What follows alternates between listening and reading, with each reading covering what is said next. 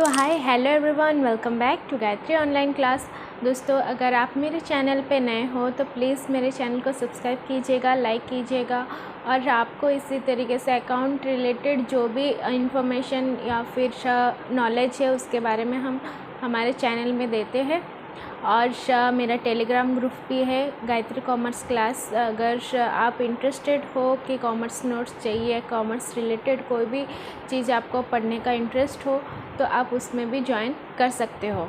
दोस्तों, आज हम पढ़ेंगे liquidator statements of accounts. Liquidator statement account के बारे में पढ़ेंगे और ये फाइनेंशियल अकाउंट से रिलेटेड है। फाइनेंशियल अकाउंटेंट जब स्टेटमेंट जब प्रिपेयर होता है तब जो है क्रेडिटर्स और शेयर होल्डर्स को कितना एसेट्स क्या मिलता है क्या नहीं, इसमें सब रिकॉर्ड किया जाता है। लिक्विडेटर्स जो है लिक्विडेटर कंपनी है वो विंड ऑफ जब करते हैं तब ये अकाउंट या फिर ये स्टेटमेंट बनाया जाता है। वन साइड रिसीव्ड है और एक साइड पेमेंट है। रिसीव्ड अकाउंट में क्या रहता है और पेमेंट अकाउंट में क्या रहता है, ये सब कैलकुलेशन लिक्विडेटर स्टेटमेंट अकाउंट में बनता है। तो आज हम उसका एक फॉर्मेट देखते हैं, उसके बारे में देखते हैं कि उसके अंदर क्या क्या आता है, रिसिप्ट साइड में क्या आते हैं और पेमेंट साइड में क्या आते हैं। देखिएगा, हम जब लिक्विडेटर अकाउंट बनाते हैं तब तो नेम ऑफ द कंपनी का जो भी नाम हो, XYZ जो भी नाम हो वो यहाँ पे लिखा जाता है ऊपर लिक्विडेटर स्टेटमेंट जब अकाउंट बनते हैं। ठीक है, फिर नेचर ऑफ प्रोसीडिंग, आप कौन से दिन में प्रोसीडिंग कर रहे हो उसका भी सब डिटेल्स लिखना पड़ता है। और date of commencement of the winding of जब करते हो वो कौन से तारीख में किए हो, क्या है वो सब डिटेल्स। विंडिंग ऑफ कब कर रहे हो उसका भी डिटेल्स ऊपर लिखना पड़ता है। Okay, name and address of the liquidator, liquidator का जो नाम है और उसका एड्रेस है वो ऊपर मेंशन किया जाता है। जब लिक्विडेटर स्टेटमेंट बनाया जाएगा तब ये चार जो है ऊपर डिटेल्स सब देना पड़ता है।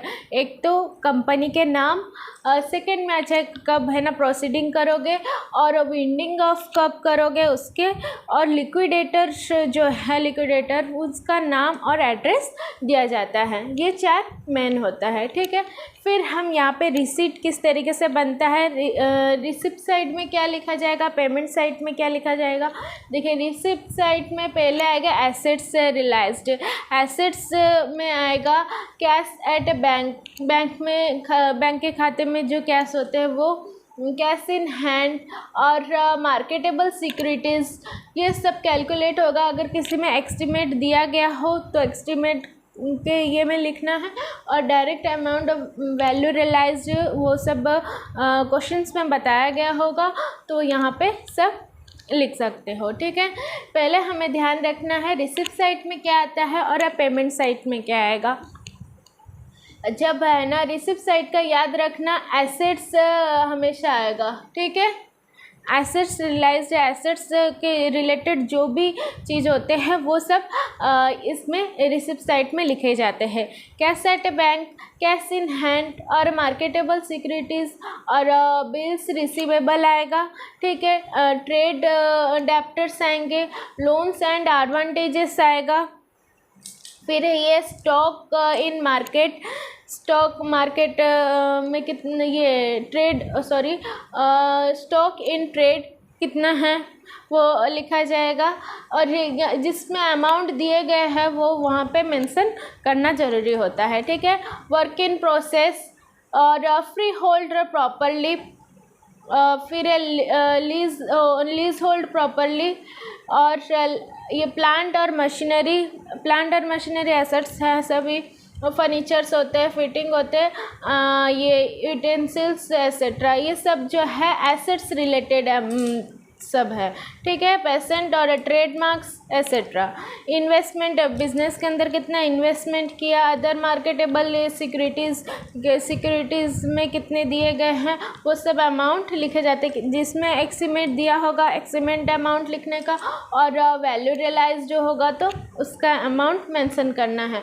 लास्ट में यहाँ पे देखिए रिसिप्ट पर ट्रेडिंग अकाउंट, ट्रेडिंग अकाउंट में तुम्हारा कितना हुआ है, पहले ट्रेडिंग अकाउंट बनाते हैं इससे पहले हम क्या करते हैं, ट्रेडिंग अकाउंट बनाते हैं। ट्रेडिंग अकाउंट में जो अमाउंट आया होगा वो यहाँ पे लिखा जाएगा, ठीक है। अदर प्रॉपर्टी, दूसरा कोई प्रॉपर्टीज़ होगा उसके बारे में लिखे जाएंगे, और ये सारे टोटल्स होते हैं। यहाँ पे देखिएगा एसेट्स रियलाइज्ड जो होता है वो कैश एट ए बैंक और कैश इन हैंड और मार्केटेबल सिक्योरिटीज़, ये सब जो है ये सब एसेट्स रिलेटेड हैं। एसेट्स रिलेटेड अगर आप देखोगे तो पहले वो एसेट साइड्स में रिसिप्ट साइड पर लिख देने का। फिर देखते हैं हम पेमेंट साइड में क्या आएगा। पेमेंट साइड में लीगल ये चार्जेस, लिक्विडेटर्स रिम्यूनरेशन, लिक्विडेटर कितना रिम्यूनरेशन किया वो सब आएंगे, और ये व्हेन एप्लीकेबल कितने % दिया गया है, जितना 5 के 10 जितने % दिए होंगे, रियलाइज्ड हुआ, डिस्ट्रीब्यूटेड कितना डिस्ट्रीब्यूट हुआ है लिक्विडेटर अकाउंट में, लिक्विडेटर कंपनी के बाद यहाँ पे इसका जो भी कैलकुलेशन होगा या वो टोटल इधर लिखे जाएंगे, ठीक है।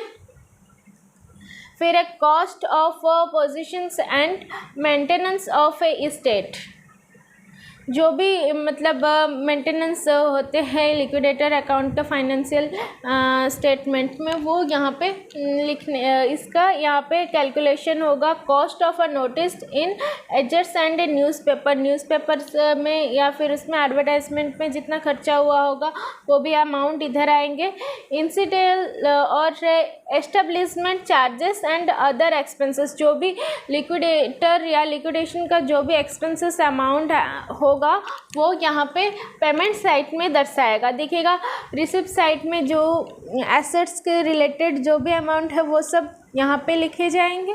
पेमेंट किसको किसको क्या देना है, कैलकुलेशन करना है, तो पेमेंट साइड में आएगा। पहला आएगा लीगल चार्जेस वो पेमेंट साइड में आएंगे। फिर लिक्विडेटर के जो रिम्यूनरेशन % जितना दिया गया होगा वो कैलकुलेशन करके इसका टोटल निकालने का। फिर कॉस्ट ऑफ पोजीशंस और मेंटेनेंस ऑफ एस्टेट, जो भी मेंटेनेंस दिए गए होंगे वो इस साइड में विंडिंग ऑफ अमाउंट में लिखे जाएंगे, ठीक है।